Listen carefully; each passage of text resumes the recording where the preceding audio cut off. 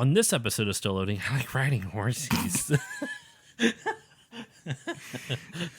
All right. Okay.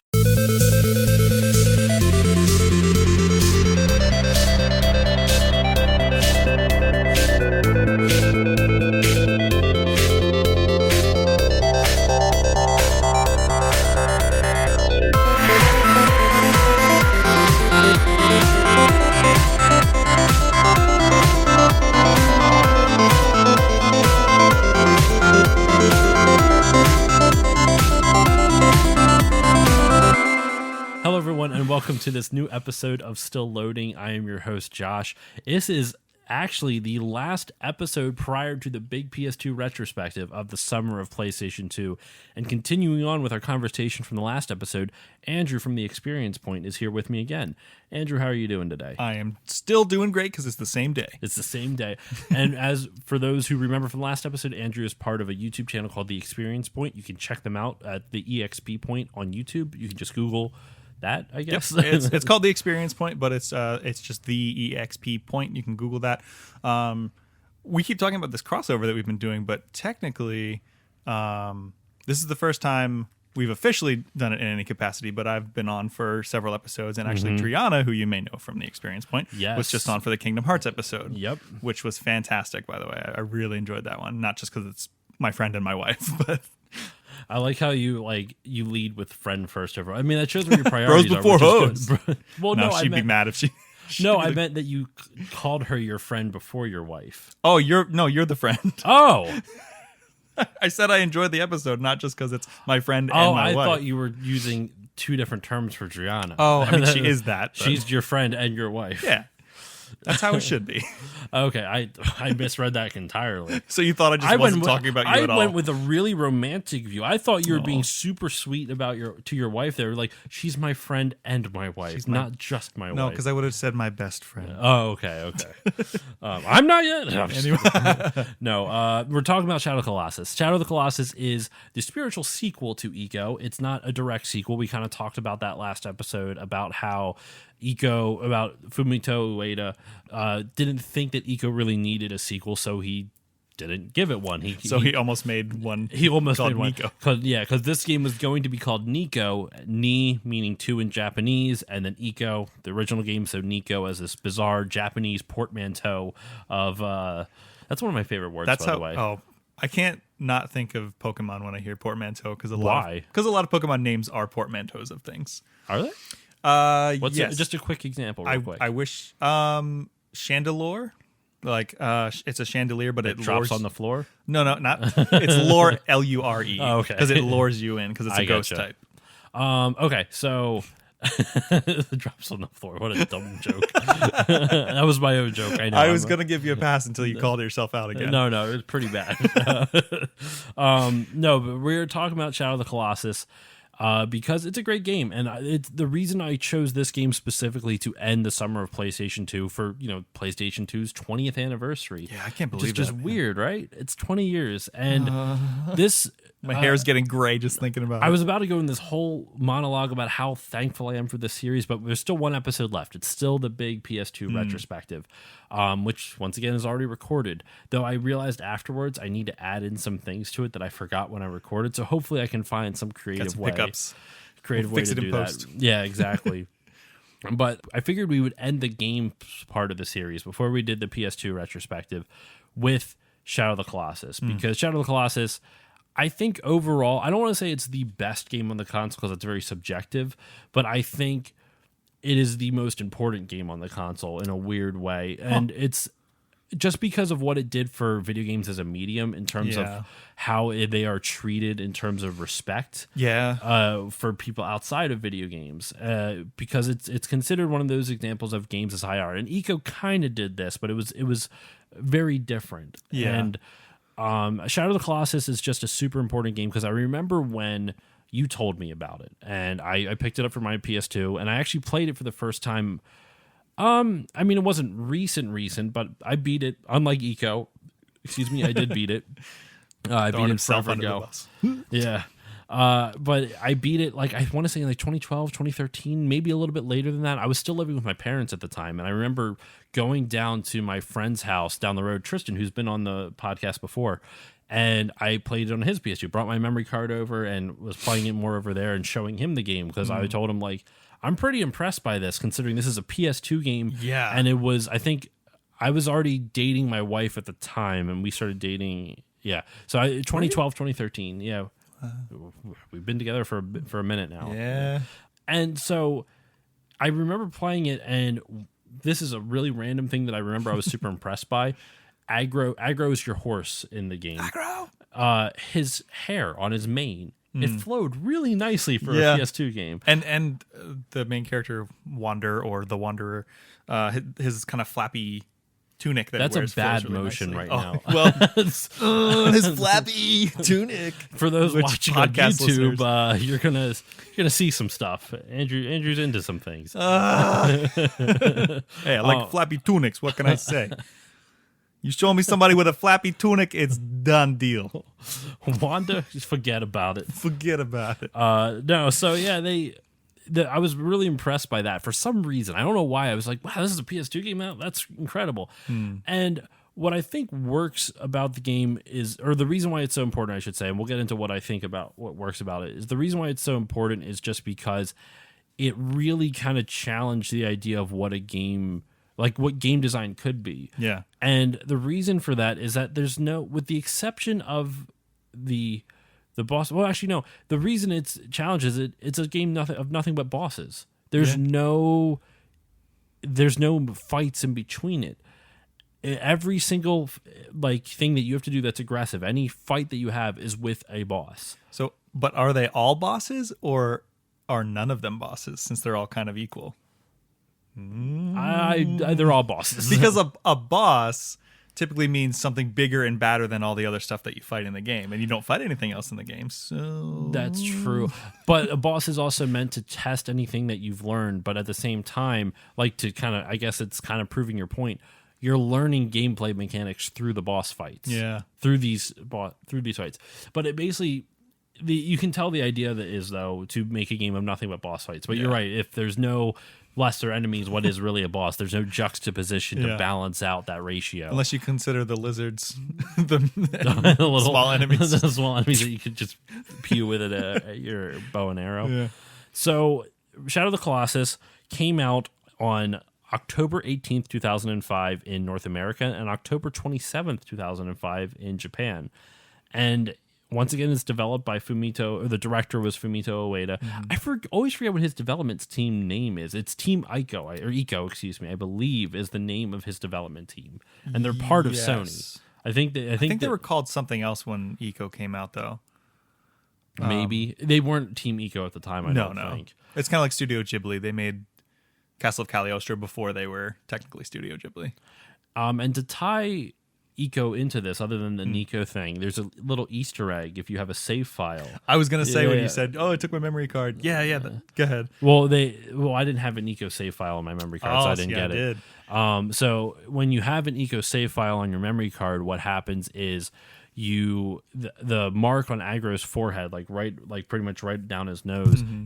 It changes from a diamond shape to kind of it's a spike. It looks like a spike or like one of Eco's horns, I guess, but straight down. Does he change colors too? I think he goes from black to brown if you have a. It's just a slight color. I don't think he did, but I could be wrong. I might also be thinking of like the New Game Plus, because I think if you do it a certain amount of times, he's white. And then or brown and then white, maybe. I know the horse changes colors. That's all I know. Yeah, I thought. I mean, I like Easter eggs in games, and that's a lot better than that watermelon thing we were talking about at the end of the last episode. Yeah, if you want to know what the F that was, watch/listen to the Eco episode. Oh my gosh, it's so stupid. So let's. Like it. Well, no, not the ending, but our talk. What we said at the end. Yeah. But no, so maybe don't go back and listen to it. No, do they need to learn whatever the fuck I talked to, whatever that stupid food I was. Yeah, it's gross. So not Eco. I'm sorry, that was the last game. Shadow of the Colossus. I'm Yes. getting all confused now. Shadow of the Colossus. What the gameplay is like, because the story is simple, and I remember you telling me about the story that it's very open to your interpretation. Yeah. So I guess the story takes like 2 seconds to really explain overall, right? You have have a kid named Wander, probably a teenager, it looks like, named Wander, carrying some girl. You don't know who the girl is, what relationship the girl has to him, or anything, and he's carrying her to this shrine, and you meet this god thing called Dorman. And fun fact, Dorman is voiced by both a man and a woman to kind of give it a genderless voice, which I thought was because you couldn't really put a pin on what it was then. Except for the very end. For some reason they remove, I think they have the female voice after the twist happens, so you can read into that however you want. Interesting. I did not know that. So you take this girl Wander takes this girl to the shrine. It seems, and she's passed out. She's unconscious, and it seems like it's to save her. I think she's like dead. Is she's dead? Yeah, because like there's a couple of shots like where it's close up on her, and you can tell she's not breathing. Okay. Yeah. Well, and he says to Dorman, like, I was told that this land was somewhere I could go to return souls to people's bodies. So I think it is implied that she's dead. And so you make a deal with Dorman, and he agrees to bring her back to life if he will kill all the Colossi. Yep. How many? There's 16 Colossi. So I actually have a note. There was originally planned to be 48. Yeah, there was going to be a ton. And 48. Then it was like, oh, we'll do 24. And then could you imagine? Mm-hmm. I mean, that game's not the longest, but I mean, you could probably beat it in like 8 hours. But that would 48? still be, if it took 8 hours to defeat 16 of them, it's over. I mean, I'm sorry, I don't think you could. Anything over 10 on that game, I think, would be a little much. I think the game is good at the length that it was. Yeah, I think it's the right amount. So once they did condense, now the 48 was meant to be more of just kind of like this is the idea phase. It was all propositions. There was all just like, what about this? What about this? It was all the spitballing that was going on behind the scenes, trying to figure out what types of colossi they would want to use for the fights.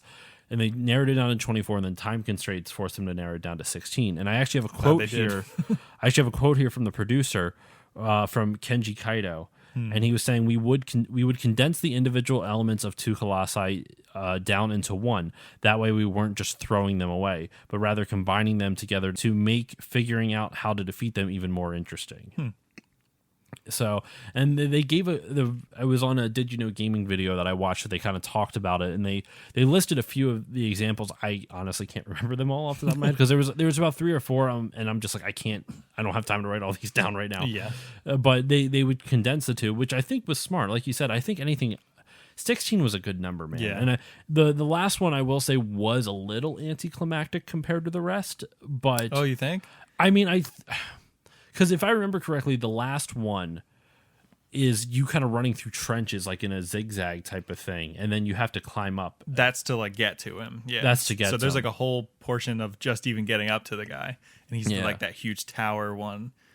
So which I thought was it's not my favorite one. Well, let's get into it. So that's the story. So you're killing these colossi so that way you can save whoever this girl is to you, girlfriend, sister, mother, Mono or Momo, I think her name was. I don't know. I think Mono. I think or Mono. I guess Mono. would be.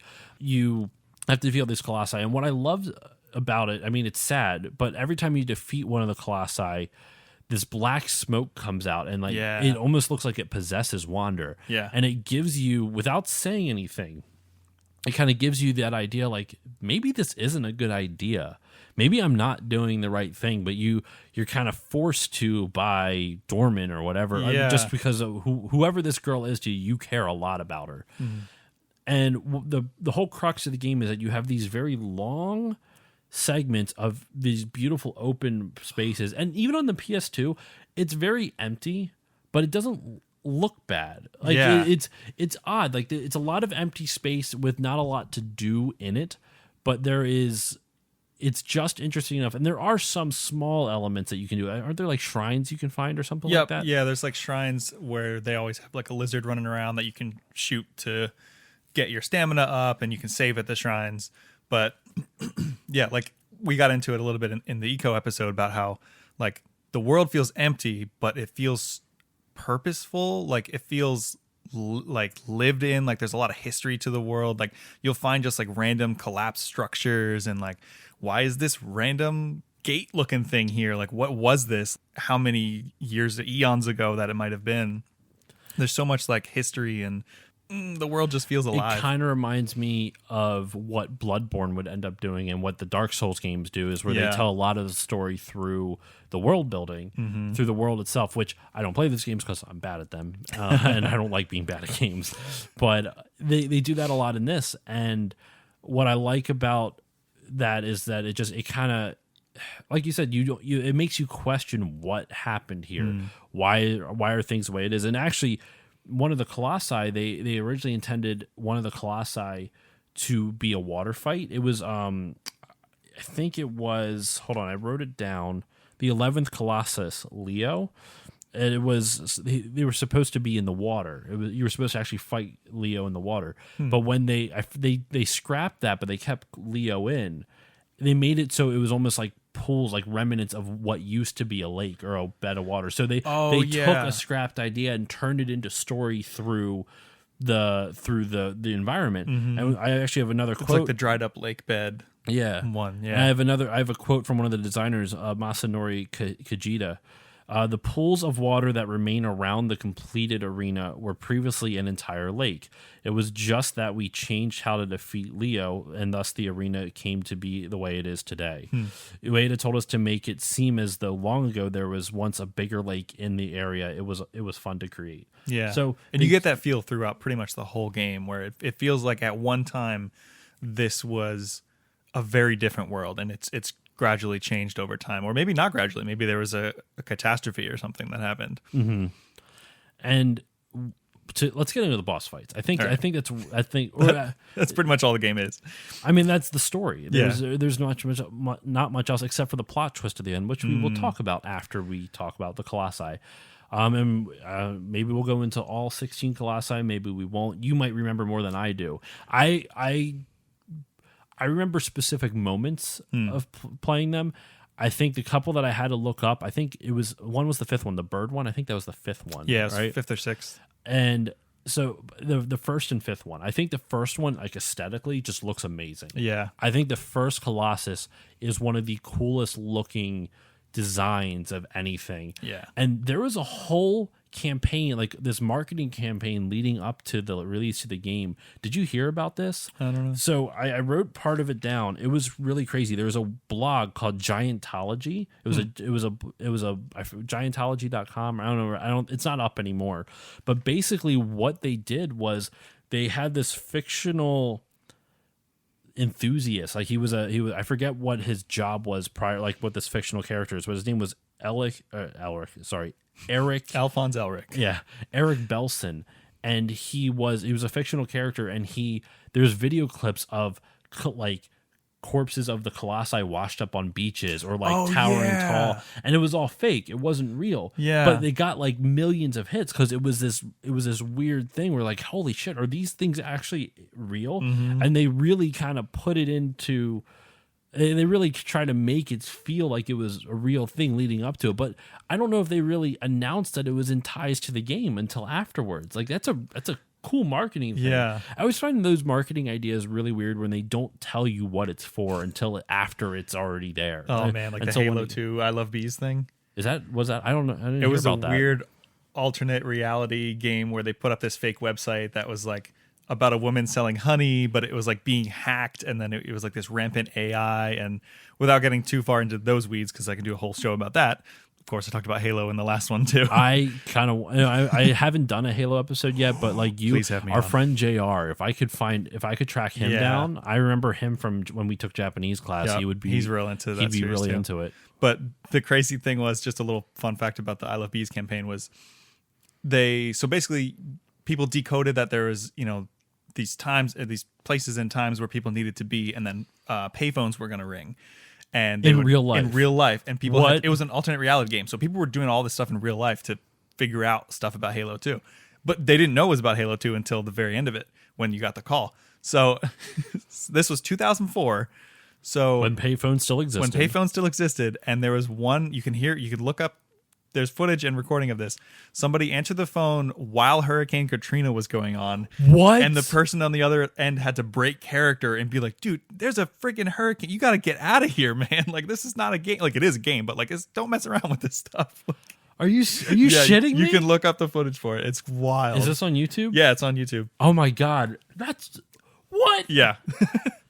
So after you finish this episode, go check that out. Go watch this on YouTube because you'll just see pure disbelief on my face. Yeah. What? Oh my God.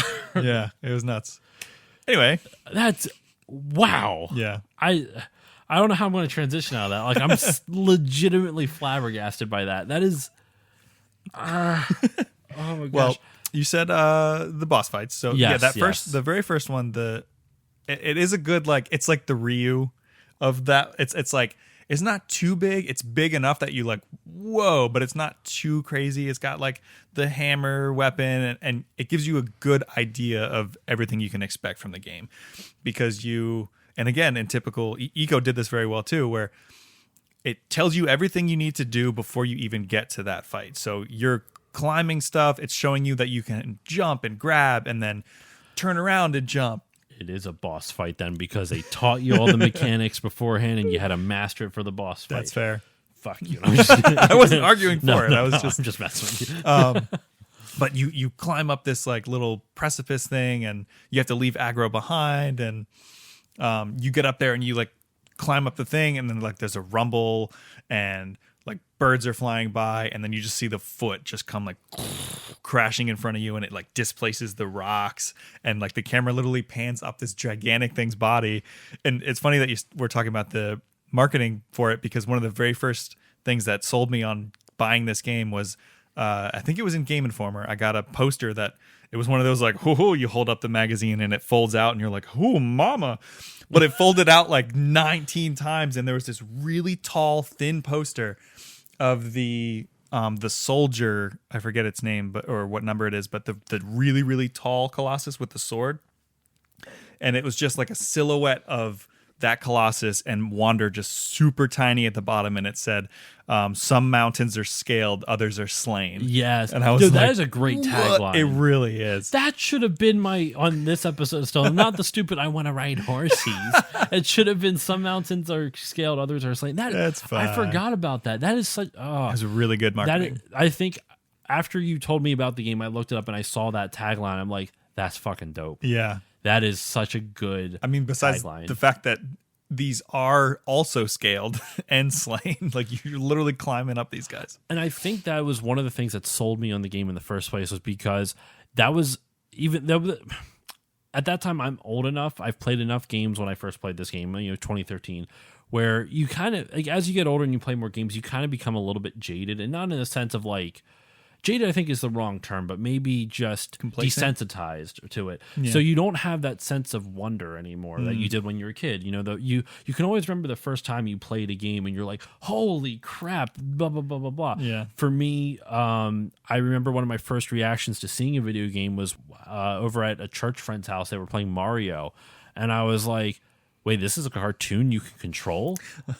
And that was my thought. Funny. I'm like, this is a cartoon that I'm literally controlling on screen. Wow. And in my head, it broke my brain. I'm like, what is this witchcraft? I didn't know what witchcraft was at the time either, but and so that, like, you lose that a lot of times when you are a kid, or as you get older, you get more experiences.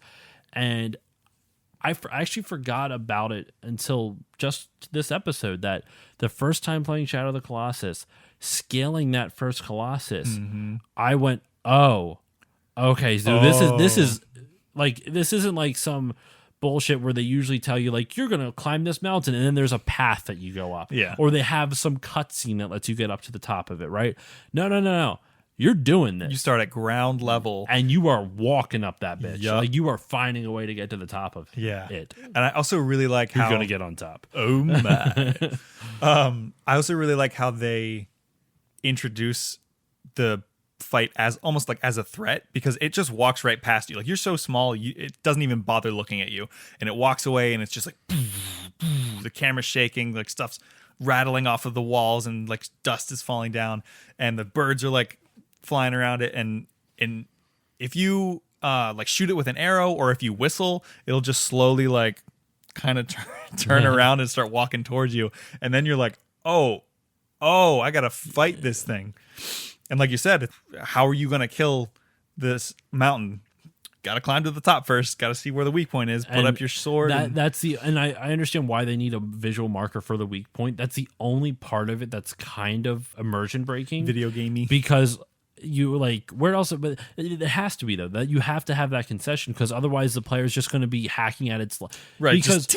Because well, what's going to happen is you're going to either have the whole thing covered in stone so that you can't damage it until you find the open spot to stab it to death, which would be boring. Visually, that might be it's much more visually interesting to see, like, you know, stone, like the stone gauntlets that the things would wear, and the stone armor that would go across its chest, with and all stuff the fur like that, and stuff, and for you to climb on. So visually, it's a lot more interesting to see it that way. And if they didn't have that, if you didn't have those weak points, then a player could just stand at the bottom and just stab at the legs. It would take forever, but you could eventually take out the enemy. Yeah. And you can kind of do that with the bow and arrow. Like, you can slowly whittle way down their health. I got a chunk down before I figured it out. Isn't it capped though? Like, I think you can only do a certain amount of damage with the bow before you have to hit the weak point. Yeah. But so with that weak point, it forces the player to literally explore their body. No, climb the mountain, climb that Colossus, and explore around it, explore where you on that Colossus's body, because where its weak points are almost in and of themselves like parts of the environment, because they're so freaking there's some huge. of them that there wasn't one that's like a tree, or no, it's up in a tree. There was one I could have sworn that was like not quote unquote part of the environment, but it had like stuff growing. I don't know, I forget now. I'm remembering one where I had to climb up into like a tree canopy and fight it up top there. It might have been the third one. Hold on, I'm going to look it up while we're... Yeah. I'm not sure. Let me see here. If this is the one I'm thinking of. The third one is the really tall one I was talking about with the sword. Yeah, that thing. And you have to climb up. You have to run up the sword. Yeah. It's very anime-ish. It's super anime, and I love it. And you can either be super crafty with it, because he has armor going around his arm, so you can't straight up climb up the arm. You can be really crafty with it and stay on the sword, and when he brings the sword back up, you can jump and use the momentum and get to his chest. Or there's that big like stone disc in the ground that if you lure him to that and he hits that with his sword, it'll crack the armor off, and you can climb that's how I beat him. Yeah. There's just so much, like, visually this game is just so interesting, just because the Colossus are just so entertaining to look at. I think my favorite Colossus is that first one, because that's the first time where you're just, oh god, this is what this game's going to be. It's that first moment of realization. And what is cool about it is it's not like that childhood wonderment that I'm talking about ended there. What I liked was after you had that, the way they revealed and had you fight the other Colossi kind of brought that back. The next one I remember is the bird. I think it's the fifth or sixth one. I didn't quite understand it, but I remember being like, because it does these swooping patterns, and I'm like, I think it's telling me to jump on its wing, but that can't be it, because that thing would impale me. It's going so fast. Yeah. No, that's what you're supposed to do. Yep. I had to look that up just because I was like, there's no way. Like, I'm not going to waste my time if this is not going to work and have to die and run all the way back to that Colossus, because when you die, I think you have to travel back to them, right? Unless you saved at one of the shrines, you got to go all the way back. But it's interesting, like, they give you, this is one of the points I have actually for later on, but they give you a lot of visual cues as to what you need to do. Like, for that bird one, when it comes flying down, you can see on the front of its wings there's a patch of fur, and you've established, like, mentally through the first couple, like, okay, fur means I can climb it. That's how I get onto it. And on its wings, it has patches of fur. That's how I figured it out. That's what I was saying. Because I was just clarifying. I didn't see it on its chest. I saw it on its wings. Oh, did I say chest? I meant wings. I'm sorry. Same thing. Yeah, it comes like swooping down and like kind of skims the water and like. Oh man! Visually, and then as you're flying with it, like, you just see the wind going by, and you're like having to crawl over top of it. That's when the music kicks in. Each Colossus has their own like boss music, and that's one of the only times where you hear music in the game, and they're all just so like, and it's dynamic too. It's only like if you're just fighting it and it's not, if you're not climbing it, actively trying to find its weak spot, then the music's not playing, from what I remember. Yeah, it definitely is dynamic. And like if you're running around and certain later ones will like be shooting stuff at you, and like if there's danger happening, it'll start to pick up a little bit, and then once you actually get on top of it is when like it really, the music swells. And I love stuff like that. What are some of your favorite Colossi? Mine, I mentioned mine was the bird, and then also the first one. But like you mentioned, the Treetop Knight was one of yours. That was the third Colossus. Yes, he's probably my favorite. Gaius. He's my favorite visually, I think, just because he's so tall, and that's where you really get the scale of how he's like maybe 2 or 3 times taller than the first one. So you're like, holy crap, they keep getting bigger. But in terms, I can tell you, they have the sizes here on the wiki. Oh wow, on the wiki. How big is this boy? So the first one, the Minotaur guy, that guy is 72 feet tall, or 22 meters for you non-American, or for the rest of the world. For you smart, for everyone who actually uses a good measuring system. Of measurement. Then the Quadrus, which is the second one, that's kind of like that bull-looking one, or ram. Actually, it's got ram horns. That is 100. Oh, he's a mammoth. 108 feet. Jeez. And then the Knight, which is the third Colossus, Gaius, is 108 feet or 33 meters. Wow. Yeah. My favorite gameplay wise isn't until the 13th Phalanx, which is that really long one in the desert, that flying one. Yes, that one was tough too, because that one, as you're flying, he's got like what, sand sacks? It's like air sacks, and you have to shoot them with the bow and arrow. Yep, because you deflate the like balloons that he has on his body, and then he comes down real low, and then you have to basically like train car robbery. Like you have to jump from your horse, you have to ride alongside the thing's wings, jump from your horse onto it, and then you're climbing back up, and then it takes off into the sky again, and you're like looking down like, holy crap. Isn't there one that goes like under the in sand too? Yep, there's like a sandworm one. There is a water one, the eel. I don't like the eel one that much. I like that one because it was like electrified. So you had to make sure to stay away from the spines when they came out of the water, or else they'd shock you. I think it's this guy, Hydrus. Yeah. I know what you're talking about. He is 78 feet tall. Wow. Length is 316. I mean, it's an eel. He's super long. I just think like the idea for it was such a good. I don't know. It just I still remember that sense of wonderment, and like I don't think I'll ever forget that, because it just. I don't think I've played a game other than that, and maybe Horizon with its visuals. Horizon's visuals like blew me away, and that gave me that childlike sense of wonder too. But they, I don't know. Nothing really seems close to that feeling anymore. Just because it's the feeling of climbing the Colossi and the feeling of, figuring out which one, and everyone was so unique. And you even had a small one. You had that kind of like there's like, two. There's two small ones, right? I forget which ones they are, but it's interesting because they throw a wrench in all your strategies, because you can't climb those things. Yep. You have to find some way to almost knock them unconscious or knock them out or something like that. Yeah, the one that's like in this fire temple, you have to take a stick and like put it in the fire, and then you shake the fire at it, which scares it, and then it falls off onto its back and like breaks the back armor, so then you can jump on top of it.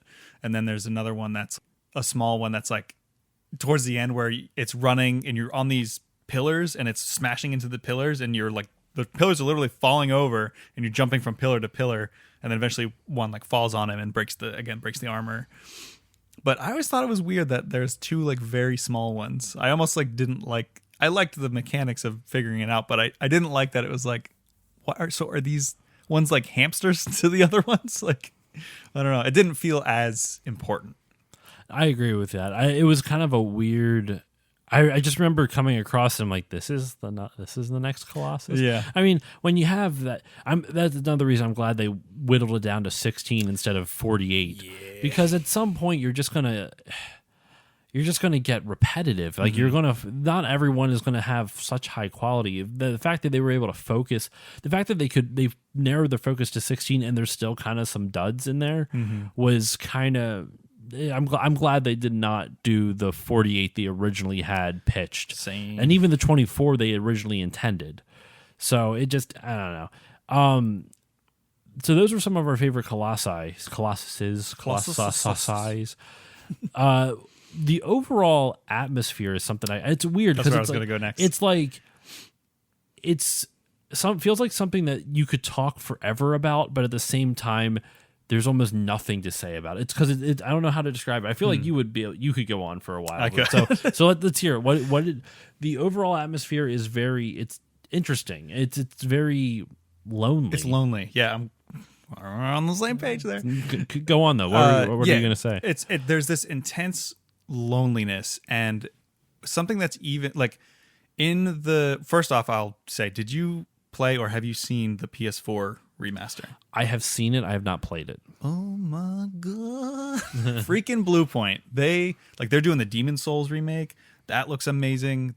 This is on another level. But one of the things that I do have slight issue with is in the remake, for all of its absolute glory and splendor, it doesn't have the quite hazy feel that the PS2 one did. Because on the PS2, there was a lot of bloom. Like, it was very, like, soft lighting everywhere, and it kind of felt ethereal, and it feels really like from the moment that the camera follows Wander on the horse into they're called the Forbidden Lands. You come out of the little cave or path through these giant rocks, and then the camera just like whoosh, gets blown out with this bright light. And it's that haziness kind of remains throughout the whole game, and it really feels like you're on some kind of ethereal plane that's not where he belongs. And it feels so alive, and it feels so, I don't know if I want to say alive, because it feels like a memory almost. Yeah, I agree. Saying it's alive wouldn't be the best thing, because there's not a lot of life in that world other than the Colossi. I mean, you still have the birds and everything, but yeah, it feels very much like this is a world that has been long forgotten by civilization. I don't want to say by time, because time is still, happening. It's still ongoing there. Yeah. It feels like a world. And actually, I mean, they really separate that section from the rest of the world, because the bridge you ride in on is towering above you. Yeah. And I think that was one of my favorite visually, like, I thought it was visually striking, that spot, how you would ride across this tower, and it's just these large swaths of land, like just not towering, but like all like just as far as the eye can see, and it's in a valley. It's like this weird cliff's edge where the bridge is a part of to this temple, and the temple's in the center of it. And it just feels very much like this is a land. It's like what is it from the Lion King? Not the Pride Lands. It's the Shadowlands. Everything the light touches. Yeah. It feels what about like that shadowy spot? It feels That's like New Jersey. You must never go there. Come on, Kevin Smith's from New Jersey. That's true. There's one good thing. Jay and Silent Bob, baby. No, but it very much feels like that. Those Shadowlands, and not from Lion King, obviously, where that one was like everything was thorns and dying and everything. But it felt very much like this is a land where it's a sacred land. Or a cursed land. That's why it's called the Forbidden Lands. And it just, I mean, that makes sense. You know what? That makes a lot more sense now. But it really gets that whole vibe of just never being touched by man. Yeah. And the only thing that goes in to ruin it is you. Essentially, you kill all of its inhabitants minus the birds and stuff like that. Yeah. And I think one of the reasons I don't want to go back to play it is because watching the Colossi die, and then because these are. Especially after you know the ending, but even before that, you, like I said, you get that feeling of like maybe what I'm doing isn't the right thing to do. Yeah. And it's really some of the sad. Colossi are peaceful. You can walk up next to them and they won't do anything, and you're killing them, and it feels so evil and wrong. Yeah. And I like going back to it now. I just feel guilty. Yeah. I feel ashamed for playing. No, but I do, but not for playing the game, but for the actions that the game requires you to take. And it's kind of like it's talking about it's like a cautionary tale where when you are blinded by your ambition, or you are blinded by some mission or purpose or something, and you are given and you have a chance to do what you've always wanted, but at the cost of everything, what happens to you? Because, well, I mean, we can lead this into the spoiler at the end. After you kill all the Colossi, after you finish it all up, you turn into one, right? Or something, or like a demon, essentially. Yeah, you kind of, because as you mentioned, every time you kill one, this like black, like dust or cloud or smoke, like smog comes out of it, and like and their bodies all turn like jet black too, and it comes out of the body, and it gives you, I love that it gives you like 10 seconds to try to run away, and it always gets you no matter what. I try to run every single time, so it doesn't matter. And it catches up to you, and it scares you every single time, and they just spear into you, and you like spit up this like black dust, and you pass out. And you basically find out after you kill all 16 Colossi that you were absorbing their souls, because Dormin was this entity, this deity maybe, that was broken up into 16 parts because it was evil, according to the people that end up chasing you, that they chase you to the Forbidden Lands in the end. And they're like, you idiot, he tricked you into putting him back together, and he kind of takes over your body, and then you play as that. Camera pulls back, and you're just this giant, scary, hulking looking thing, and you're like swiping guys left and right. And it's showing, like I said, this is what you've become now. You've let your ambition turn you into something that you shouldn't be, that you never were intended to be. And did you ever notice that his appearance changes very gradually? Yeah. I think so. So like every few Colossi you kill, he gets dark bags under his eyes. His skin gets pale. There's like just a dirtiness to him, and just like a darkness. I remember that. And it's so subtle. And the statues blow up. There's statues of all the 16 Colossi, and they explode after each ton. Yeah.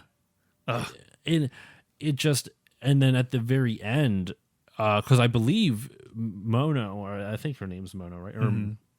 Or whatever the girl's name is that you brought there, she comes back to life, and she finds you, and you are just a kid now, right? Yeah. So like the guys that come to try to stop you are, I assume, like from the same village, because they show some kind of familiarity with you, and they're like, "Oh, you dumb idiot! Like, why did we told you not to come here?"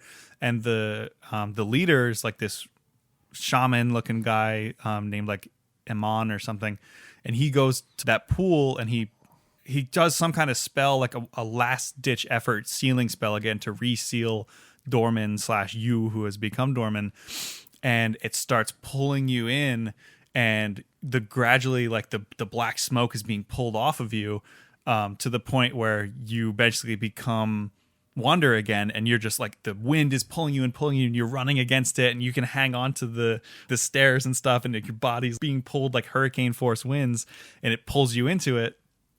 And then the credits roll, and you're like, what? And then I think after the credits, it just shows Mono waking up. And then the aggro, we didn't even talk about the final, when you're going to the final Colossus. This made me cry so hard, the first and every time. Once again, aggro is your horse that you've been with for the entirety of the game. You have dodged many a Colossi foot while riding aggro. And he's your faithful servant. He's pretty much like he doesn't behave like a dog, but his loyalty is that of a dog. Yeah. And it's just constantly, he's constantly coming back for you. He's constantly very much like you gain that relationship with Yorda and Eco, you gain that relationship with aggro. You gain more of a relationship with your horse than when you do with the girl you're trying to save. I know, because you're spending all the time on aggro. Yeah, they give you a designated button to pet aggro when you're riding him. You can push circle, and you just, it's just like, you can pet the horse. But on the last Colossus, you're jumping over this bridge, and it's starting to collapse, and he bucks you off to the other side, and he just falls down this huge ravine, and it's heartbreaking every single time. I remember that now. I blocked that from my memory because I was. I don't blame you. Oh no, the dead look in his eyes. Anyone who's listening on audio, please go to the Experience Point YouTube page and just watch Josh's soul leave his body thinking about aggro. But it's okay because after the credits, Mono wakes up. She's looking around, and then she hears like a little like, and aggro comes trotting up. He's limping. He's very badly hurt, and she kind of like pets him, and then they walk to the pool where you were getting sucked into, and everything becomes full circle because she finds a little baby with horns on his head. Which leads you to think that that's your eco. Then Yeah. you would think, Or you're at least and I starting wonder, the generational boys being born with horns in that village. I wonder, is she Yorda's mother? Ooh. And you find out later she's had to watch so many boys be sacrificed that I don't know why she decides to possess her daughter because of that, but I'm sure there's some reason. Yeah. I wonder it's if Last hinted that Guardian ties in with that. I neither of us, I've played Last Guardian, you haven't yet. I've not. Maybe I neither played of a us have demo, beaten but it yet. Yeah. I don't think anything. I mean, I'm sure there's little Easter eggs and stuff, but it's really Eco and Shadow of the Colossus that have the most Connectivity. Yeah. But yeah, it is inferred that a lot of time has passed since Shadow of the Colossus time, because there's like differences in the architecture and stuff, and the fact that in Eco they say this is for the good of the village. Like, you're clearly not the first boy to be born with horns, but it's just that connective tissue, and that I still think it's one of the best twists endings in media ever. I think you can kind of see it coming a little bit. It still doesn't, but it doesn't lessen the impact. Yeah. I remember when that happened, and because you kind of know what's going to happen. You know something bad's going to happen. I think that's why it wasn't as strong of a twist, because it's not like it came out of nowhere. But the thing is, though, is that you know something bad's going to happen, but you don't know what. Yeah. And you don't know why it's going to be bad. But you got, and like you said, they do that subtle thing of changing Wander's appearance, so that way you, even if you're not conscious of it, they are subliminally, I don't know if subliminally, but like subtly foreshadowing for you that shit's going south, and you need to, like, something's going to happen. You just wait. Yeah. Playing it again, or rather watching Driana play it, because when in preparation for this episode, not that I was unfamiliar with this game, because this was probably my 5th time beating it, but I wanted to show it to Driana because she'd never played it. So she went through it, and I didn't tell her anything, and she sort of figured out something was amiss, but then by the end was like, oh no. Did she cry? No. She doesn't have a soul in her. I'm just kidding. No. But it was, she figured it out because she's older, and a lot of things have done that kind of trope. But for me, back in 2005 when this came out, I was that might have been 15? one of the first times that you experienced it. Yeah, I was like, holy, like, it blew my mind. I was like, I was like the villain all along. You know? And that's when you really start to think about, like, yeah, it is really sad and almost like mournful and regretful music whenever you kill one.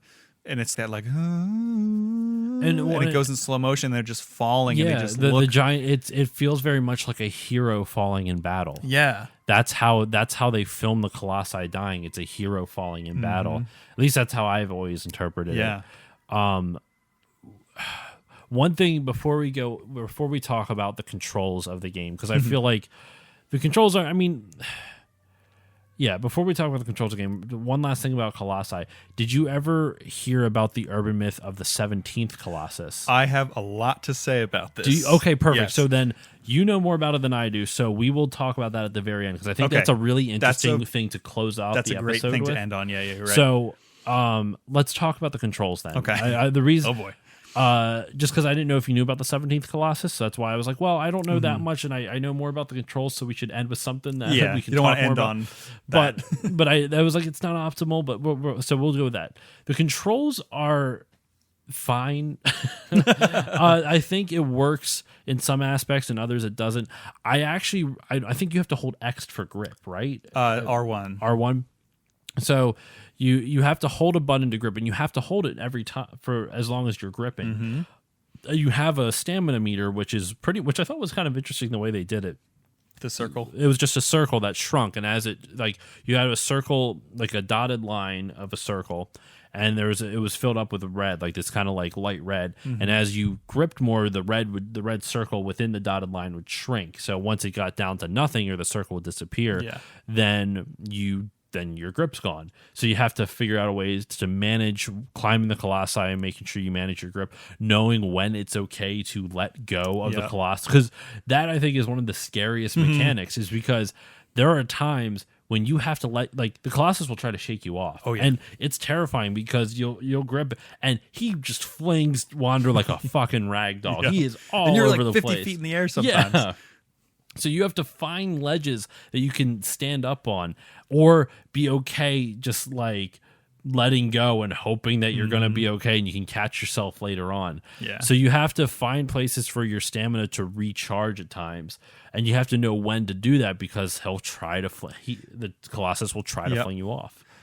Can I actually real quick talk about an interesting theory involving why? Because did you ever notice how, like, if you jump off a huge cliff and, like, obviously the death boundary ones kill you because you can't just jump down to the bottom of the map. But if you jump off a cliff or fall off a Colossus, you take very little damage. And somebody said, or I saw like a Reddit post or something that was proposed this theory that was like, what if the Forbidden Lands are so like removed and are in this entire plane of existence of their own that they have a different, like, physics behave almost differently there? Because it basically proposed, what if the gravity is lower there to accommodate these gigantic stone beasts that are walking around? Because if you had normal gravity, they'd be hardly able to move. So unless they were just really strong, maybe.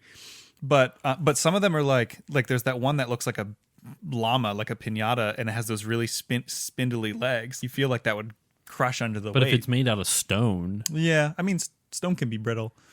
But the more I read about it and thought about it, like, there's a lot. That's a cool idea. That almost I'm not backs it up because like when he jumps, he's very floaty, almost like you almost feel like your stomach rising up in your throat, like you're on a roller coaster or something every time he jumps, because he kind of like, it's very floaty, and like he trips over stuff because it seems like he's kind of awkward and almost doesn't feel like he flails fits. a lot. Yeah, he flails a lot, and like it feels like he doesn't quite belong there. So I always found that interesting and thought that was kind of a cool little thing that may or may not be intentional, but if not, it's a cool headcanon. It seems like I would go the opposite way. It's a cool idea, but I don't know if it's like, I don't know. I think it's kind of like a really weird thing to be like, what if it has different gravity, guys? Like, it just sounds silly. Not gonna lie. It's weird because I don't want to like trash it because I don't think it's like a bad idea, but at the same time, it's not like it's this groundbreaking fan theory. No, it's not like, Dorman was your dad all along or something like that. Yeah. I can send it to you. There was more than just what I said, but it's interesting, something cool to think about. But you were talking about the grip meter, and one of my few gripes with this game is I really wish that there was no heads-up display or no UI. They try to go as minimalistic as possible with it, but I know, but they could have. Like, Eco has nothing. Like, there's nothing cluttering the screen, and Colossus, there's the grip meter, which if you remove that, they basically could have removed everything and just done audio cues and visual cues. Like, you can see him getting weaker, his grip kind of giving out. Do you think they would have been able to do that on the PS2 though, to show that level of detail on the PS2? Because that's one of the things. Like, one of the hardest things on the not even just the PS2, but when older consoles, when you want to do stuff like that, that's a little bit more difficult because it's hard to show that level of detail in it, So I wonder if they just weren't able to or something like that, because I don't know, because to shake, even if they could do that on a technical level, visually would it have translated onto the screen, because it was audio things they could do too. Like, audio, you could hear him panting heavier when he's about to let go, type of thing. That's fair. As long as they introduce it to you. I think the problem is that it's fight. like, with that type of thing, when it's a mechanic that's so core to the gameplay, having something subtle that's something very core, having a subtle tell on how to manage that core mechanic doesn't always work. That has to be like, I could picture maybe gamers, designers and gamers, years down the line who have more and more and more experiences in the language of video games, because that's a very common thing in game designers, the language of video games, and how video game designers pretty much manipulate you to do what they want you to do. Yeah. BioShock does a lot of stuff like that, where they kind of call into questioning, like, because the whole game, have you played BioShock, the original? I never beat it, but I did play it. There's basically the villain of the game at one point, there's a big plot twist where you kill someone. I won't say who it is, but they say a man chooses, a slave obeys. And the whole game, you're kind of being manipulated into going places and doing things. So when you have to take this person out and they start chanting at you, a man chooses, a slave obeys, it's kind of poking fun at you in a really fucked up way, because you're being manipulated into doing what these game designers want you to do. Yeah. And it's interesting because, I mean, that's making it sound much more sinister than what video games actually are. But it is something to think about, how video games are designed in a way to manipulate the player into doing what the game needs it to do in order to function. Now, obviously, you can go against that, but it kind of ruins the fun of the game. Yeah. Like there's perfect example. When I was in college, and I was in the game design program at my college, and my teacher was saying, like, they had a bunch of people who never played a video game before, who didn't know this language, and I don't think he was talking about video game language necessarily, but they had him in Grand Theft Auto, and they were driving cars, and they stopped at every stoplight, put on turn signals, turned around, like they followed the traffic laws in Grand Theft Auto, and they just did that. They drove around the city following traffic laws. They didn't have that. They didn't have that knowledge of the language of video games. So when you have something on the PS2 era, 2005, and even now, I feel like you can't be that subtle right now. And maybe at some point people could be that subtle with how they relay game mechanics and how they relay different meters through sound and through visual. Because I agree, that would be really cool. I mean, even in Breath of the Wild, there's if Link is too hot and he's taking fire damage, he's panting and he's turning red, and if he's too cold, he's like shivering, and like you can see that he's taking the damage. So I also feel like if anyone could kind of break the mold of mental models of what you expect from games, it's Team Ico. I almost want to see if there's a mod out there that can just like remove the HUD and see if you could still play it, because the only things that are on screen are the grip, the weapons. When you change weapons, which obviously he pulls out his sword, you push it again, he pulls out his bow, you push it again, he puts it away, and like the health bars on the enemies. So you stab the enemy, it's bleeding, it's getting hurt, maybe the sigil that you're stabbing like gets brighter or more dull every time you stab him. I do see that, but that's not necessarily that subtle. Like a brighter sigil is that's a light that's going on, and game designers use that all the time. Even if you go back to like Half-Life, right? Half-Life 2, the way game designers, when they give you open world spaces, one of the biggest challenges is trying to determine, how do you know where to go? And Shadow did it in a very interesting. We didn't even talk about that with the sword. Briefly. They did it in a really interesting, organic way that kind of works. Another connection to Eco, the sword. Yeah, I don't think it's the same sword. It's not the same sword, but it's there is a sword.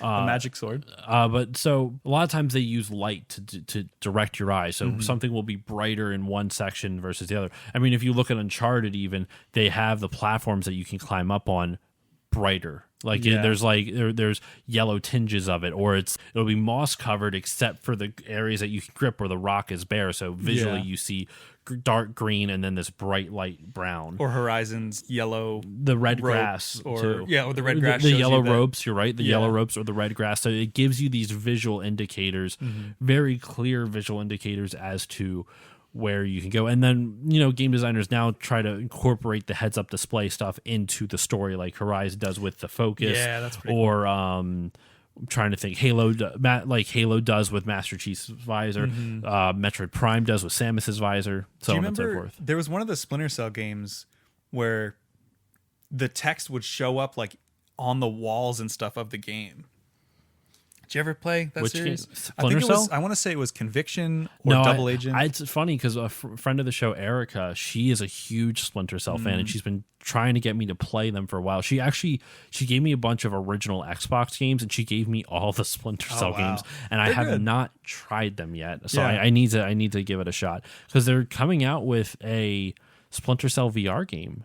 Oh, that'd be cool. I don't know when, but it's on Oculus though, so I don't know. I want to play Oculus. Yeah. But yeah, so we were talking about the controls. Yeah. To get back to that. Yeah, you said like they're okay, but kind of going back to Wander feels like kind of awkward. He's not a soldier, like. So I kind of, and he's also like completely out of his element. Like he has to basically slay mountains, as we've discussed. Yes. So I actually kind of like that the controls are a little bit not weird, but they take a bit of getting used to. So like you holding the button down to keep your grip up, like I love that because you're like, my finger's getting tired. Well, imagine what his hands feel like. I see, and that's the thing where it's like I think the controls aren't good in the sense of they're not intuitive, but they are good in the sense that they are immersive. Yes. So it's not, it's not easy to pick up. It's not easy to learn the controls of this game, which is, it can be a flaw because when you don't feel in control, the game is a lot less fun. But like you were saying, like you have to hold R1 the whole time. So your finger does get tired having to do that for so long because, like you said, what must his arms feel like? Having to climb these giant freaking mountains of fur and stone. Yeah, or like every game now has the dodge roll on square. So rather than having just you push a button to dodge, you have to crouch and then push jump, and then you'll do. Is that what it is in this? Yeah, I forgot that you crouch and maybe it's not jump, maybe it's just I don't X. think I really used the dodge roll often. Oh, well, actually, you know what? Maybe I think I did. I don't remember. It's been like 8 years since I played it or so. Oh man, I would highly. If you couldn't tell how much I love this game, no, it's a good definitely game. play the PS4 remaster. It is gorgeous. Like it's not just like they took the old one and they made it look good. Like do you have it on physical? Could I borrow it? I don't. I know I'm always so into physical games, but I think. Oh, you know what? It was free for PS Plus. Oh, okay. That's why I have it. But I don't know if they made a physical one of that. Yeah, I'm sure they did. Yeah, they did. I saw it. Okay. I don't own it, but yeah, I know that's surprising with my collection. I know. I newer games are just more expensive. I like to find old games that are like $10 and find something weird to talk about. Yeah, but yeah, it's not like the PS3 one where they're like, oh, this looks better than I remember. It's like ground up, completely. Oh no, I've retextured. seen videos of it. It looks beautiful. Oh, it's unbelievable. It looks beautiful. Yeah. But sticking with the controls, last thing I have to say about that is something that I really like, as frustrating as it is, and I'm pretty sure I'm alone on this island, is Aggro, the horse, is not always responsive. And that was actually intentional because they didn't want him to feel like a mode of transportation, and they succeeded. He feels like a character. Well, yeah, because you saw my face when I remember him dying. I was like just gonna say that hurts. Yeah, it hurts me right here. You build this bond up with this character, this horse, and he behaves like a horse. Like when you get off of him, he kind of wanders around. He doesn't always he's not right up on you like a video game horse. You have to like whistle for him, and even like if you're going towards like a rock or something, he'll start to veer off preemptively before you even push anything, which some people, Driana included, were getting frustrated at because it's like, what? It's not, I'm pushing a button in this video game and it's not doing what I want. And it's almost like, have you ever tried to ride a horse? Like sometimes they're animals, they're thinking creatures. They don't always do exactly what you want. And I really like that they did that. It's good for immersion, but not good for gameplay. Kind of like the controls. Yeah. There's definitely arguments. It's good on for both immersion, sides. but not necessarily good for gameplay. And bad gameplay can break your immersion, but it can also, assist with it in a sense. Because for example, I love the Uncharted games, but Uncharted not Lost Legacy, Golden Abyss for the Vita. There's a lot of times where you have to the game will stop and you find these artifacts and you have to literally dust them off using the touchscreen. Oh, that's cool. It's immersive, and it's a bad gameplay mechanic. It helps with the immersion because you feel like you're and then you use the bottom touchpad to rotate the treasure so you can dust it off with the top one and rotate it with the bottom one. It was kind of cool. but it also broke the immersion of the game a lot. But it kind of, or it broke the immersion of that. Yeah. So it's like, it's bad. It wasn't fun.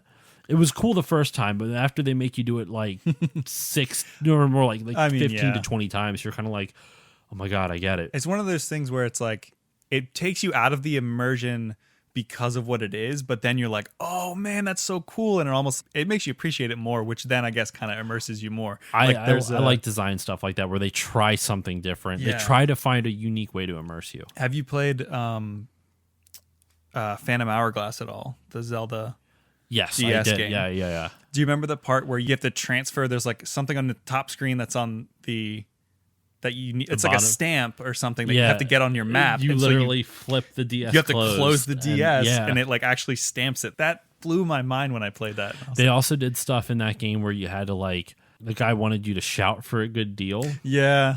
When I was playing that, I was on an airplane. And so in Phantom Hourglass, Zelda Phantom Hourglass, you meet this merchant. He wants you to shout, make a lot of noise for a good deal, so he'll give you a good discount. And I was on an airplane, so I can't just yell into this thing for, like 30 seconds. Did you just blow into it? I didn't do that. What I did was I put my finger over where the mic was, and I just went like, hey, yell. I don't know if that's going to come through. That might be really bad. Who knows? But yeah, I just rubbed over top of it really fast, and it worked. Yeah. And I was like, oh, awesome. I cheated the system. And then the guy has the audacity to be like, you don't have to yell. You could have just like blown into it or like clapped or like snapped your fingers right into the microphone. And he even said something like, you look really stupid just yelling at him. Like, you son of a bitch. Like trolling me like that. I was playing late at night when that happened, and I was like, I'm not just going to yell and wake up my whole house. So I just was like, just into the mic. And it was like, wow, you could have just blown into it. And I was like, that's what I did. Thanks for coughing right into my face. I coughed into my elbow, not your elbow. Oh, we got the Rona now. No, it's the Bona. I don't know. Oh my! I'm going to cut that. I'm gonna cut that. No, leave it in. No, leave it in. Yours, no, leave the Bona in. Anyway, video games are fun. Yes, they are. All right, so let's talk about the 17th Colossus. Yes, I want to hear what you know about this. So while you're getting your notes ready for it, yeah, I'm just making sure there's nothing that I haven't said. The 17th Colossus is an urban legend, a gaming urban legend. Yes, but before we get into that, the last thing I wanted to say, and I was going to say this about the world. Oh yeah. Sorry. Okay. So remember when I said that there's like tiny subtle clues visually that lead you to things? I didn't notice it until this most recent playthrough. That there'll be like a red flower or something, just something so small that'll visually like guide your eye to this area. And if I go where this is, then the thing will slam into the pillar underneath me and I'll drop, the whole platform onto its head. Or there's like doves that'll be like near a slightly hidden cave entrance that you'll see them kind of fly down and land there, and it'll just kind of very subtly like guide your eye to where you need to go. Or like that hawk that flies around that you can actually jump up and grab. Have you ever done that? No. You can. Do you know what I'm talking about? The hawk? I think so. Yeah. It usually follows you from the main temple whenever you're leaving. You can actually, if you like go up a hill as it's coming down just right, you can jump off of the horse and grab onto the hawk.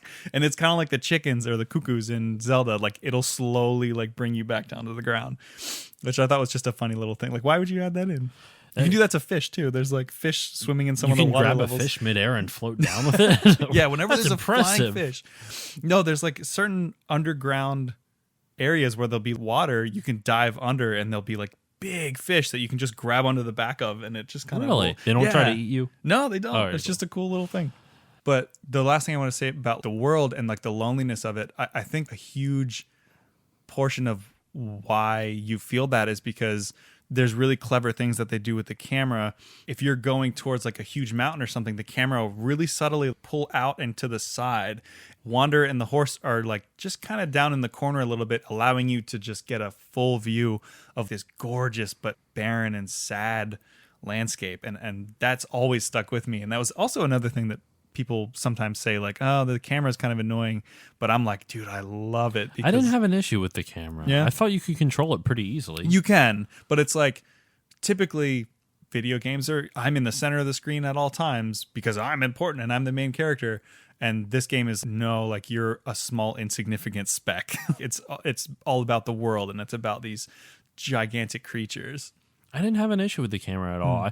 I think the overall controls, I had some issue with, but overall, I think it was fine. That's weird. Yeah. That's an interesting criticism. Yeah. Okay. The 17th Colossus. So it's an urban legend. It's been found out later that doesn't actually, because you can, break into the code and whatnot. Yeah. And it's like the reason there was an urban legend through a lot of stuff which I'm sure you'll explain that there was a 17th Colossus somewhere in the game, somewhere hidden in the game world, and there was years of blogging and fan posting and like theories and theory crafting, and there's years and years of just information of people trying to figure out where this 17th Colossus is, and it's kind of a bummer that it doesn't actually exist in the game.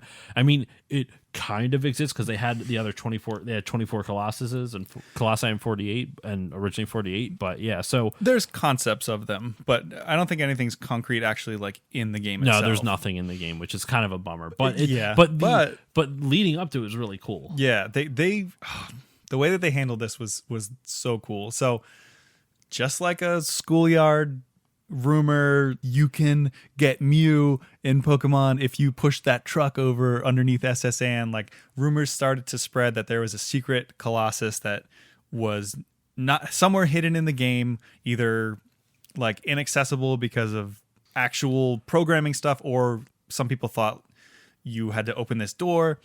But basically, there was, like you said, there's pages and pages of this one thread on some forum where people tried for years to find like this secret Colossus, and through it they found a bunch of other unused stuff. There's people were going into like clipping into walls and stuff and finding like big portions of unfinished areas of like waterfalls and like other temples, but no one ever found the 17th Colossus. But somehow this someone called that should have been the tagline for the episode. This is not I ride horses. Yeah, I still like mountains. Yeah. Some mountains are slain. Some mountains are scaled. Others are slain. Yeah. So this user on this forum named Nomad Colossus came up with this thing called the theory of intersecting points, and I don't know how they came up with it, but basically it was like there's cave etchings and like little hieroglyphs and stuff that basically showed you where these 4 points are on the map, and where they intersect there's this huge door that was hidden like really deep into the game. Like the map is actually really big. It's and huge. You barely touch it going to even through all the colossi, and there's tons of just empty space, and basically they found this gigantic door. And that started a whole thing like, oh, that's where it is. That's where the Colossi is. Or Colossus is. Colossi? I don't know. Whatever. Colossus. Colossi would be multiple. Colossi is multiple Colossus. Multiple, yeah. I don't know why, because we always did the singuli thing. Yeah, the joke. Yeah. Singuli. Multiple singulars. Multiple single things. Or just multiple things. So there's this door. People are trying to figure out how to open it. They're trying to glitch through it. Like nothing's working. And it becomes like this whole movement, and then nothing came of it until I guess the developers caught wind of this Nomad Colossus person who like basically broke the game and like found all this stuff, but never a Colossus. So what they did in the PS4 remake, when you beat the game, the credits roll, and at the very end, in the special thanks, it says special thanks to Nomad Colossus and the 79 Steps of Enlightenment.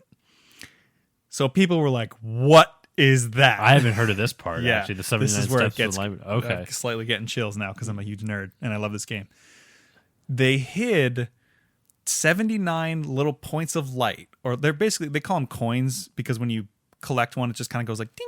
But it's really just a little tiny glowing spot on the ground in only the PS4 remake.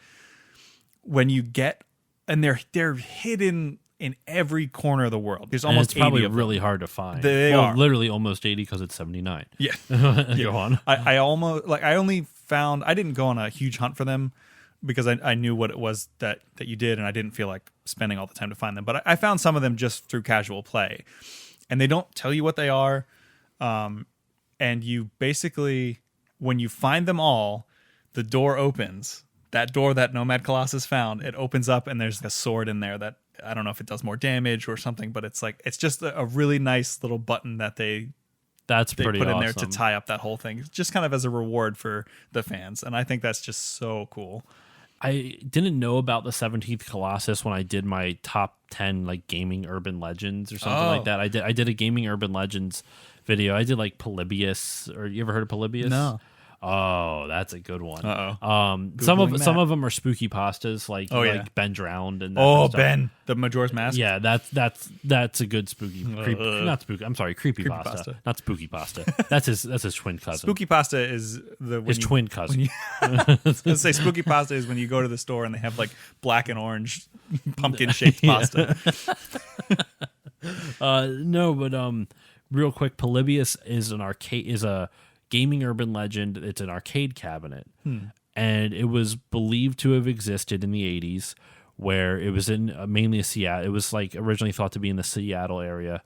There was an arcade there. Basically, these men in like suits, these black suits, wheeled in this arcade cabinet, and they would come in periodically to check on it. And there was reports of kids like having seizures after playing it, or like passing out after playing for like 2 minutes. It's like the Lavender Town music or thing. like going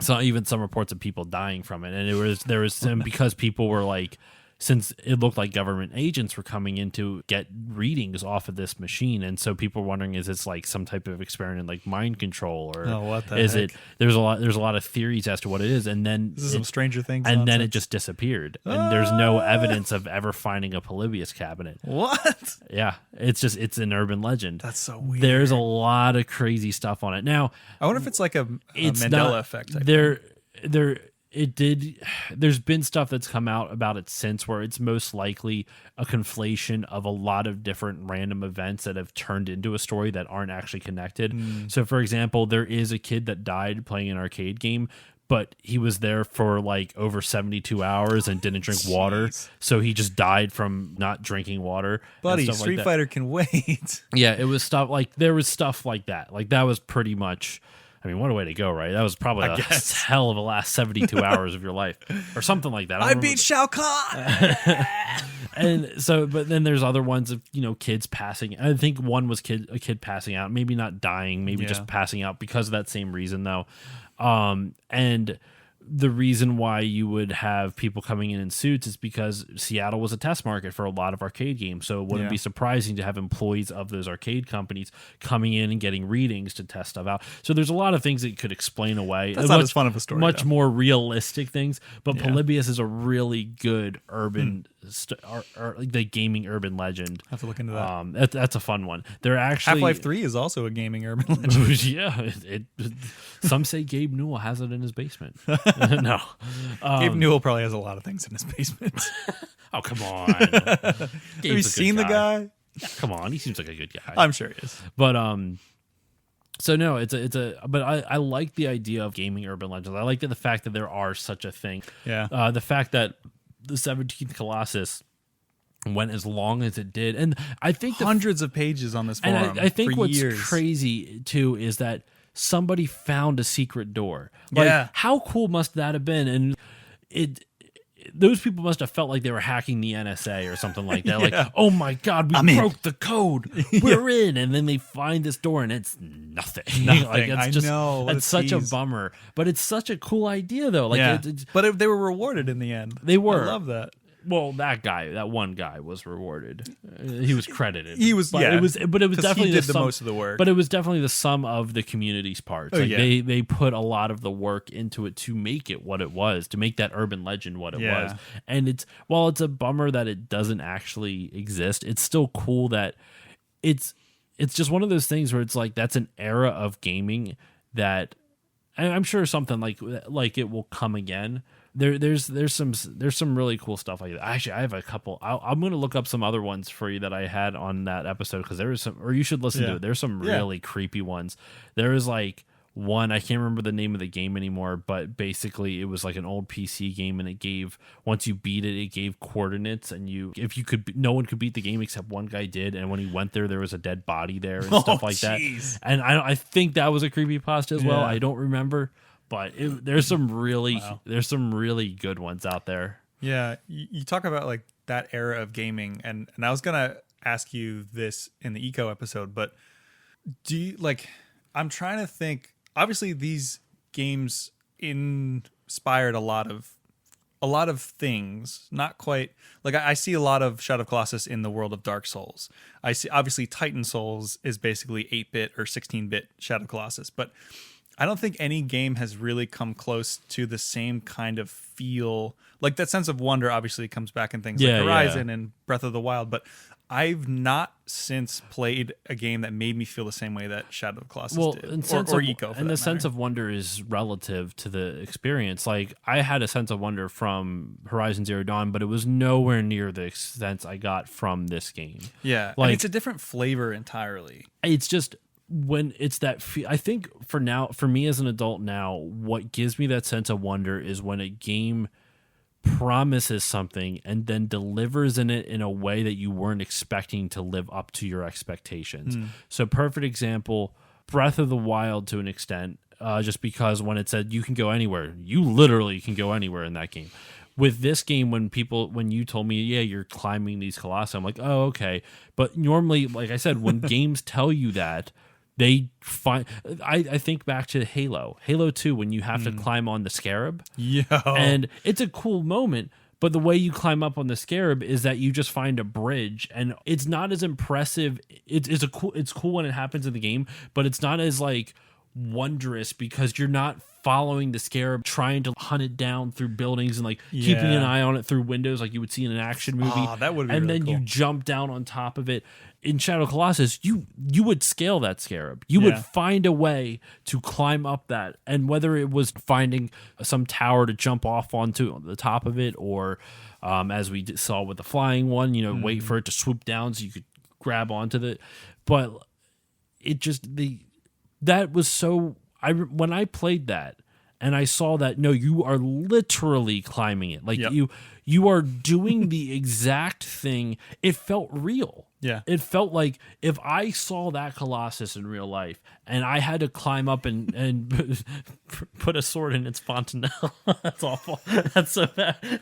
That's what it was in the first one. It's right the soft spot at the top. It's so fucked up. It is. Are these all children? You gotta oh no. Oh my god. You gotta stab it in the back of the knee first to get it to fall down. It's always just like, ooh. Yeah. So you have to it gets me so sad thinking about these poor like digital non-existent creatures. I know. Because they had so much life to them. Yes. The way that they moved. And like, do you ever notice that their eyes change? Like if they're walking around and they're blue, but if they notice you, or if as soon as they perceive you as a threat, their eyes turn to orange. Yeah. I love that. And you had to shoot a couple of them in the eye to like get them to fall over. Oh, but like you said, a lot of them are literally just walking around, or they're only attacking you because you're like encroaching on their territory, or they perceive you as a threat. Some of them are just doing nothing, and you just walk up like, stab. This god told me to do it. Because his doorman is a piece of shit. I would like find if I was in Wander's shoes, I'd find some way to take Dorman out with me. I'm like, from hell's heart I stabbeth thee, and I just kill myself off. Like that would pull like, you ever see The Exorcist? No. Do you care about spoilers for that movie? Because I know you're not a scary. I know you're not a scary no, movie that's fine. fan. I'll probably never watch it. The end of the movie, they get the demon out of Reagan, the little girl, and the priest sacrifices himself he's like, get out of her, like, come into me, and whatever the demon is goes into him, and then he throws himself out a window and lands on his neck, so that way it kills him and the demon with him. Like, he takes the demon out with him. So before the demon can fully take control of him, he sacrifices himself. So like, why couldn't Wander do that? Just take yourself out and don't let Dorman do his shit. It was too late by then. It was. I mean, he did get sealed in again at the very end, so. And as far as you know, wanders back to normal. So Yeah, he's just got horns now. He's just a horny boy. I don't think we can end the episode there. But is there anything else that you wanted to say about Shadow of the Colossus that we have not talked about? We've talked a lot about our feelings for it. I think we did a good job at dissecting down the allegory of it, what we interpreted out of the story. We talked about the controls, how they're kind of wonky but kind of awesome at the same time. The 17th Colossus, there was a lot of crazy. there was just so many cool things. And if you haven't been able to tell just how much we both like it, obviously him more than me, it's still, that game really spoke to me at a time when especially 2012, 2013, that's when like gaming was being a lot more safe than it is now even. Like with the exception of Last of Us and BioShock Infinite, it was a lot of just shooters. It was a lot of shooters. Call of Duty every day it felt like. I mean, don't get me wrong, you saw the standouts like Demon Souls and Dark Souls, which I hate, but once again, I don't think they're bad games. I just hate them because I'm bad at them. That's fair. But I hate them too, but I also love them. But they're meant for a specific audience and gameplay style, and it just you have to hate yourself a certain amount. A little bit of it, a little bit of oh my gosh, I forgot the word for masochism. That's it. You have to be a little bit of a masochist. I, for some reason, can think of that. So vanilla. Is there anything else about Shadow that we didn't talk about that you wanted to? The only thing is that my favorite part about the PS4 remake was that you could turn off the hints. Was there hints throughout the PS2 version? Yeah. Oh, they're so annoying. And it was funny. I was playing it with Driana, and I knew they were coming because, she's playing the first one, trying to figure it out. And then Dorman's voice comes in that's like, you must scale to the top of the Colossus. Oh, we can talk about the language thing after this because this is kind of a dumb thing. But he's like, you must climb the Colossus. And she's like, yeah, I know. And I'm like, you can turn him off in this one, And she's like, nah, I'll leave him. Because she got kind of like, I was a little bit pushy because you can change the controls to like a more modern control layout, or you can keep the original. And I was like, oh no, keep the original because and she's like, stop telling me what to do. This looks more comfortable, so I'm going to change it. And I'm like, oh, you can turn the hints off. And she's like, I haven't heard them at all, so I don't know if I'm going to like them or not. So, and then as soon as it was like, oh, you must climb to the top, she's like, yeah, I know. And then she still couldn't figure it out. And 30 seconds later, it was like, you must climb to that. She's like, all right, I'm turning these off now. So that was another kind of immersion breaking thing that I really didn't like, but that I'm glad that they did better in the PS4. You can turn them off so you don't have this voice in your head, and it literally makes you figure them all out. But speaking of speaking, the language of Dorman, and I don't know if it's the same language in Eco, but it's something that I really like, and I think really keeps you engaged and tied into these like fantastical worlds, is that they're speaking a complete nonsense language, and even more so in Eco, like Yorda and Eco can't understand each other because they're both speaking nonsense languages, and the queen can speak to both of them. Yeah, she can speak in Eco's language and in Yorda's language. That's true. The weird like little hieroglyph drawing wingdings, but pretty much. Yeah. But I really liked that because it wasn't one. Like, it's kind of unifying. They don't, obviously from a game design standpoint, like they don't have to dub it in a bunch of languages. You don't have to worry about bad voice acting because everyone's going to hear it and it's going to hit their ear the same exact way, and it's going to be nonsense to everyone.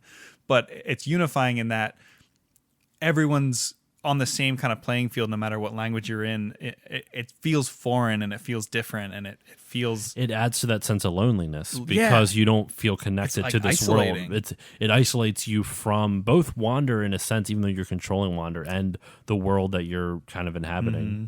Yeah, it's a weird kind of like, probably because we studied Japanese a little bit and it's a Japanese game, but I pick up on things that kind of sound Japanese. Like, I don't know if it's like Japanese symbols rearranged or Japanese syllables rearranged, because I know at one point Eco comes running over to Yorda and says like something along the lines of Daijobu, and it's like, are you okay? It's like Daijo, or like something like that.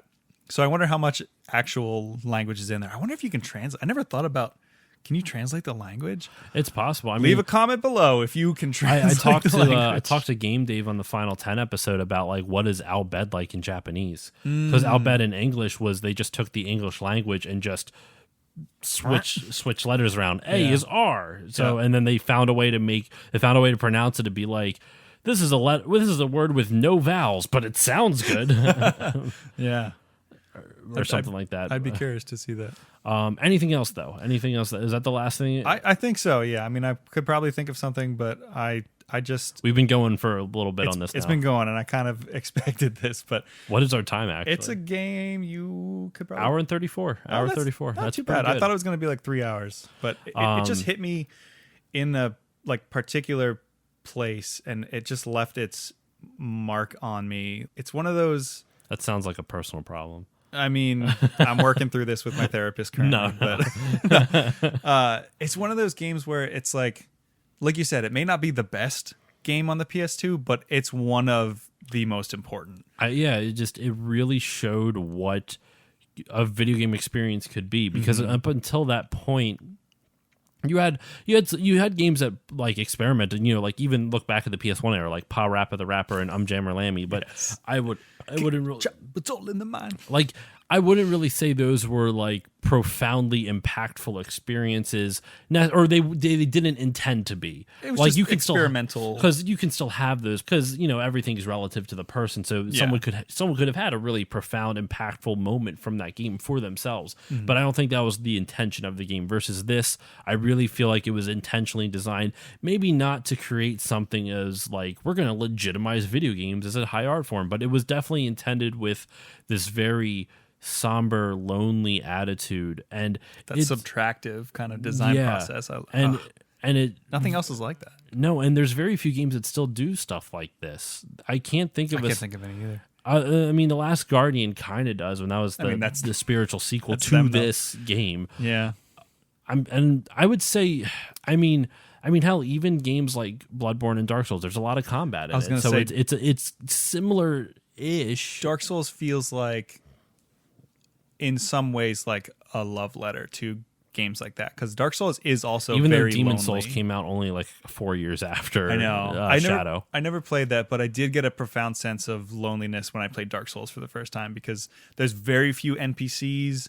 There's tons of lore in the world, like unspoken lore that in like empty corners of the world, just like Shadow, where it's what is this? What did this used to be before? Like, why am I so sad? like, I do think there's something cool, but I mean, it's weird because like I don't always like that type of world building. Not the world building of building the world and story through the world itself, but I mean like that loneliness sense, like that loneliness aesthetic that they kind of add to it. And I don't mind it, but I have to be in a mood for it, because it is kind of like, it's a hard line to walk to balance that between jumping into pretentious to being pretentious about like, this is the meaning of life, and life is empty because I am so deep because I hate the world.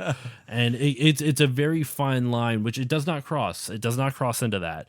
No. And I think the game does a really good job of kind of balancing that, because even at the end, while all the shit's going wrong, everything's going, Wander has ruined himself and his world for his own gain, and he gets punished for it. Dorman, possesses him and then gets taken away, and now Wander's a kid, but he does succeed in his goal. He rescues the girl. He rescues Mono, I guess is her name still. I think we got that right. I think it's Mono. He succeeds, but it's like he went through such a great personal toll, and he took out a lot of he killed these peaceful beings, the Colossi, that were admittedly at the same time though, to kind of go into that world building thing, if part of Dorman is in those Colossi, who put them there? Were these beings that were created to hold the parts of Dorman, or were these just innocent creatures that, because of their size, because of what they are, they're able to take part of this demonic force and not let it corrupt them? Yeah. And either way, it's a tragic thing that you kind of had to do to get what you want. You took out, it's almost a little environmental. So it's almost environmentalist message. So it's actually really funny that you say that, because that reminded me of another thing I wanted to say about the game. Do you know about the Secret Garden? No. So after the credits roll and Mono picks up the wander, I guess, as a baby, and they're walking away with Agro, like limping along. Such a good boy. They show like it kind of like fades in and out, and then they show them all in this beautiful like garden, and there's fruit and birds, and there's a deer, and that garden is actually on the very top of the temple that you're in, like the main temple. And in the PS2 one, it was intended that every time you kill a lizard, you take the tail and your stamina gets bigger. Yeah. So We didn't talk about that, but yeah. I thought we did. So you can, Maybe we did. in the PS4 one, it's like a bar now instead of the circle. But the circle one literally would get bigger and bigger and take up more and more of the screen, like the more stamina you had. So basically, if you got enough stamina and it would never end. I don't think there was an end point because you could keep doing it. It would take up so much of the screen.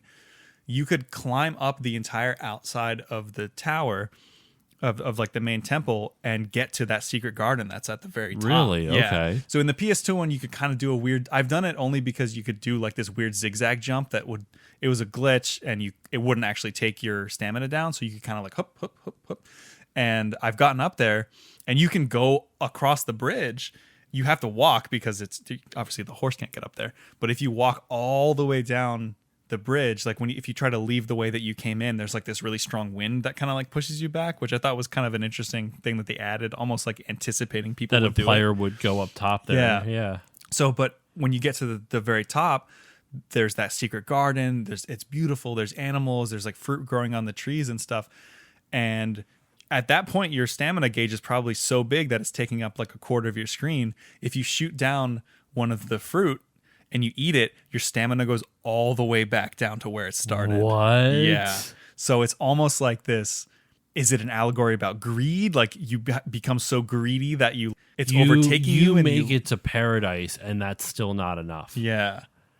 That also makes me think, though, just because I mentioned the Final 10 episode, I'm a little religious, but not shovey about it.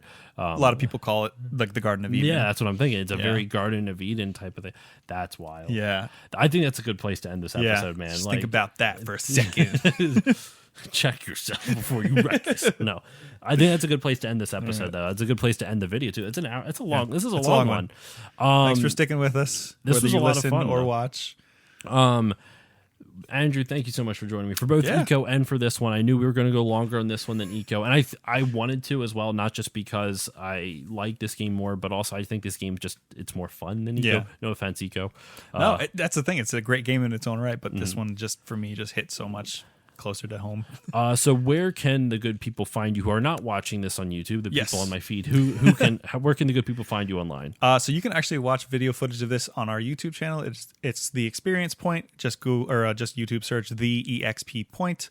You can also find us across all social medias at the Experience Point. Same thing, the EXP Point. And then I'll also be uploading this in audio format to our podcast feed, which is also on Google and Stitcher and Spotify and all that. So basically just Google the Experience Point and we'll come up and you can digest us however you want to. As for me, you can follow me on Facebook, Twitter, and Instagram at StillLoadingPod on all of them. Feel free to reach out to me there. I like talking to people. I like interacting. I usually post pictures of my video game collection a lot just to see what people think. I like to give little history snippets on that too. Yeah. Please leave comments. Like part of why I started the Experience Point is because I want to share experience with other people. So like if you think that I'm an idiot for loving this game, like tell me. Or if you love it as much as me, also tell me. Let's talk about it and like get the conversation going in the comments. And then if you want to email me, stillloadingcontact@gmail.com. You can also support the show in a couple of different ways. Easiest way for everyone, just giving a rating and review on Apple Podcasts or whichever podcasting app you use, both for my feed and also for the Experience Point feed. That helps gain exposure for the show. More people find it, like especially Apple Podcasts, like that. The more reviews, and specifically reviews, like the ratings are great too. The ratings are excellent, and but if they have a review, it helps Apple push that to more people. Yeah. Actually, both of us have Patreons. You have patreon.com/stillloadingpod for the podcast. For mine, even just $1 a month will help grow the show. For you, it's patreon.com/the EXP. Yep, it's just the EXP point, EXP all one point. word. Again, $1 a month will help us grow and get more people seen and get us some new fancy microphones like this, because I know as soon as I hear this, I'm going to be like, ooh, this is way better than mine. This is it's not actually as expensive as you think for all this stuff too. I mean, don't get me wrong, it was a lot if you get it all at once, but if you kind of break it up bit by bit, it's a good investment. And then as you can check out the network I'm a part of, podbeardnetwork.com. You can go to that website and see all the great shows on the network. And finally, the most important shout out is the network, or not the network. Well, no, I'm part of a network, but the nonprofit I'm partnered with and I'm helping support, the Bit by Bit Foundation. The Bit by Bit Foundation is a nonprofit organization whose mission is to put video games and video game consoles in the hands of kids receiving inpatient care at hospitals. So if you want to consider donating and check out what they do, go to bitbybitfoundation.org and I can consider donating. That's great. I love the name of that, Bit by Bit Foundation. Yeah. As a someone in graphic design and marketing, I will show you their logo because it's not awful. Oh, okay. Well, it's actually a friend of mine that I used to work with is one of the board members of it. Cool. When I worked at a grocery store years ago. Oh yeah, I remember those days. So he started it with a bunch of his friends, and when I saw that, I was like, "Oh, you guys want to partner up? I promote your guys' stuff. That's pretty much it. I just want to help out in any way I can." So. So that's the Bit by Bit Foundation.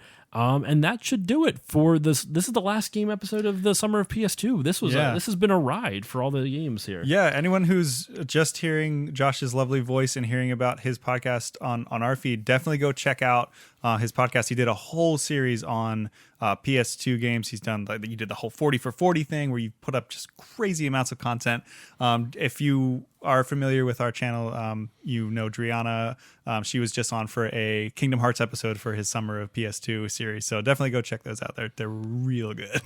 And that should do it for this episode of Still Loading in this episode of The Experience Point. Yeah. So thank you all once again for listening. Thank you, Andrew, for joining me. Yeah, thank you. Likewise. And I will see you all next time.